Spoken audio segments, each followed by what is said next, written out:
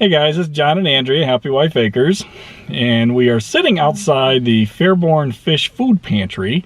We're about to go in. And we're going to go talk to Bill and Jane Dorley that run the pantry. And we're sitting in the car because it's kind of nasty weather. It's very windy. It's raining a little bit. So let's go in. Let's go in. All right.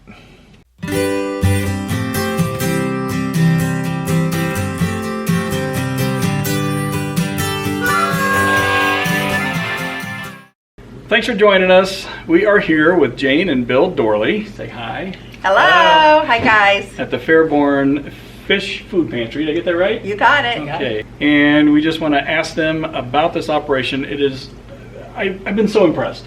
Thank you. It is a wonderful operation, very efficiently run, a lot of volunteers, and we just like to get a little more insight as to what's going on. So if you don't mind, I'm going to ask you a few questions. So, what can you tell us about the Fish Food Pantry? Ooh, big question. Fairborn Fish started in the 1970s with just a group of citizens that wanted to help feed the hungry in our community. Basically, they had a love for their neighbors, love for the community. So the whole concept of Fish Food Pantry started in Europe during a time of extreme poverty, hunger, disease. I think it was during one of the other plagues in history. And families that were hungry wanted to let their neighbors know that they had no food in the house, and they would put the picture of the fish in the window, and then neighbors would know this family's in dire need of food. So from that, fish food pantries started up in Europe, and then it spread to the United States, and they're all over our country right now. Does FISH stand for anything? It is not an acronym for anything. Okay. It's just they put that symbol of a fish in the window, the symbol of that, the symbol of Christ, which is the shape of a fish. So it's kind of started with that. But we get that question all the time. How long have you been doing this? Involved in fish for the past 7 years since we retired. But feeding the hungry we've been doing since we were in our 20s, since we got married. We've done that our entire lives. So why do you do it? For love.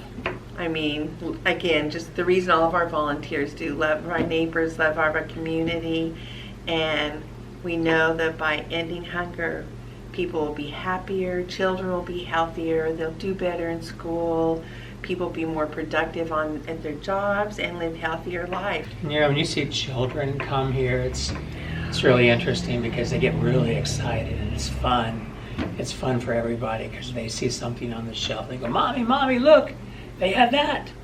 And it's just to see the joy that people have on their faces when they can get something they really enjoy or they really like to eat. It makes it all worth it. Yeah. Melts your heart, doesn't it? Yeah. Talk a minute about those families, about the need in the local area, where they come from, just how dire it is. I guess first of all, just to get a sense of who it is that comes here, even before the pandemic, 45% of our clients are children. And then we have grandparents raising grandchildren. They planned for their retirement, but they didn't plan for the cost of raising grandchildren. We have seasonal workers. We have a lot of people who work 2 jobs, the minimum wage jobs, and then still can't make the ends meet. We're probably serving about 600 individuals a week, which is usually between 200 and 250 families every week.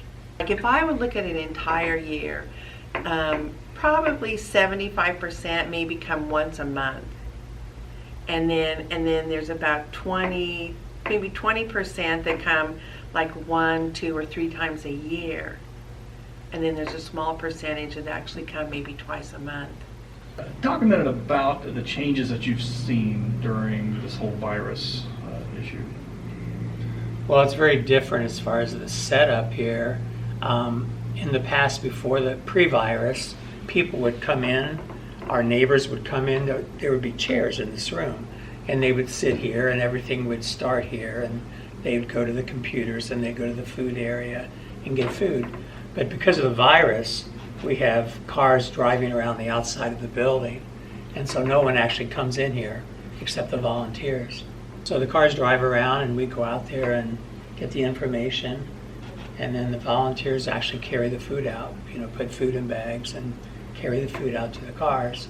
And when they put them in their trunks.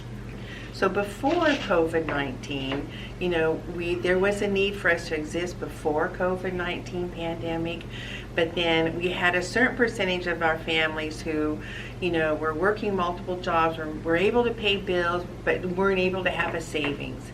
And then all of a sudden schools closed, they have to feed their children, they're home for lunch, they lost their job, they don't have savings, and all of a sudden we're seeing all those families come. So today we are seeing at least twice as many families every week as we did a year ago. Now, you had mentioned that a significant number of other pantries are closing during this time. How are you able to stay open? That's a good question. I think the beauty of the people that live in our community, pantries are closing because they can't get food, and the volunteers, and the community has just stepped up to the plate, and we're getting donations, such as from Happy Wife Acre, getting the eggs. It all adds up so that we still have food to give our families that come here, and then the heart of our volunteers, the strongest thing you'll ever see. They're beautiful, they're dedicated, they know there's a risk with them continuing to do this, but they are determined to still help feed the hungry and make the world a better place. Mm-hmm. Where does the food come from? How do you get food in a food pantry? Primarily we get food from the Dayton Food Bank. We travel down there in West Dayton twice a week and bring food back here with our truck and unload and put it in the freezers that we have. And then there's several people that collect food for us. Kroger's one of our best friends as far as largest donors. Giving us food. We get frozen meat from the meat department. And it's just a wonderful relationship we have with the Kroger folks. A lot of folks who bring food here, they either call Jane or tell Jane they're coming, or they just show up with bags of food. Sometimes there's bags of food outside. But we have a volunteer goes around and picks up all these food items and brings them back here to fish. Yeah. So you mentioned calling you. Yeah. How do they call you? How do they get in contact with you? Our phone number is 937-902-5393.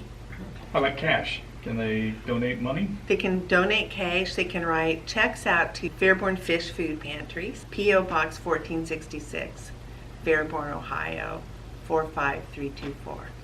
You said you have over 50 volunteers. We do. Where do they come from?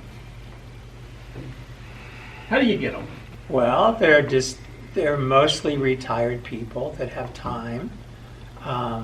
They have big hearts. They want to help other people. Sometimes we get phone calls of people who want to volunteer their time. We need strong men to unload trucks, pick up boxes of food that weigh considerable amounts. But also just people who are interested in helping others, I think. Could you show us around? Sure. Yeah, let's go boogie. We are in what used to be a Frisch's restaurant. So it's the ideal place to have a food pantry. The building is owned by the First Baptist Church, and so the Fairborn Fish would not exist without the support of the First Baptist Church in Fairborn. We usually have a dessert area set up where they could go and select from desserts that we've gotten from Kroger or from Panera. A meat person that stands here at a real nice meat counter. It's full of frozen meat that we get that's donated. They bring their cart along and they start shopping with the help of their children. A lot of times we have a volunteer that helps them. They select food items from the shelf. And so during this time, you said there's kind of a generic bag, but then you have special requests. Yeah, Okay. Exactly. And that's kind of an example of how we serve 9 meals. So we're a 3-day emergency pantry, and it involves 9 meals. What we found from just talking to our neighbors in need is that if they have a bar of soap, they'll use it to wash their clothes, to wash their dishes. They use it for everything. Or one bottle of shampoo, then it cleans everything. So we've tried to start providing personal care products as much as we can. And you know, when you go in a store, these are your expensive items to add. You know, if you need food and your children don't have food, you're going to buy food, and then this is what's going to kind of get cut out of your grocery list. So we try to do what we can to provide personal care items. Which brings us to the last stop, Krusty Corner. It's usually quite full and with all kinds of specialty breads and bagels and loaves of bread.